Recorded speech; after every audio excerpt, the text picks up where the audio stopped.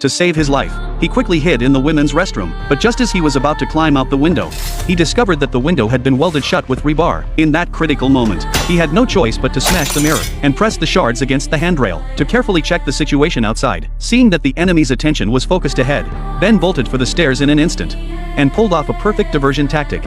I saw him! I saw Ben Richards! He's heading downstairs! Meanwhile, Ben quickly ran up to the roof, seeing that the enemies outside had already surrounded the area.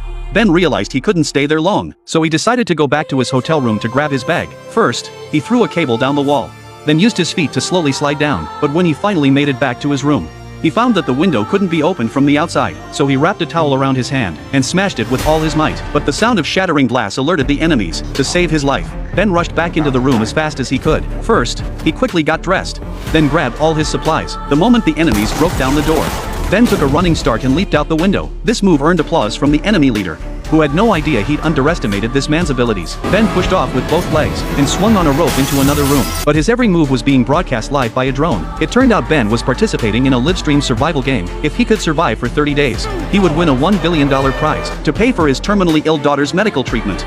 Ben, with his back against the wall, had no choice but to go all in, watching the drone relentlessly chase him.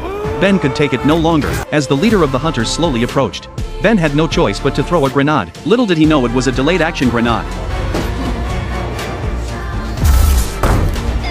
Taking advantage of the explosion, Ben managed to escape into the basement. He intended to light the basement by setting fire to some magazines, but unexpectedly, it sparked a massive blaze. Just as his enemies were about to break down the door, Ben suddenly spotted a nest of fleeing rats scurrying into the sewer, so he stepped forward to lift the manhole cover and kindly warned the rats to run. Yet it was precisely because of this that Ben managed to evade the manhunt. He then began recording a video to submit to the show. After Ben escaped from the sewer, he encountered a young boy on the side of the road. To his surprise, the boy turned out to be a fan of his. In the end, the boy kindly offered to take him home. After getting to know each other, Ben learned that the boy's older brother was also a fan. He had been studying this reality show closely. According to his analysis, this hunting game was a dead end from the start, because no one could survive for 30 days. There were people everywhere reporting the fugitives' locations, but if the target's ratings were high, the production team would intentionally go easy on them, until they'd squeezed every last drop of value out of them, only to then go after the fugitives. However, precisely because Ben had evaded the hunt this time, the show's ratings hit a new high. So next, the production team would certainly ramp up the difficulty. To be on the safe side, the two brothers moved Ben to another city. By this point,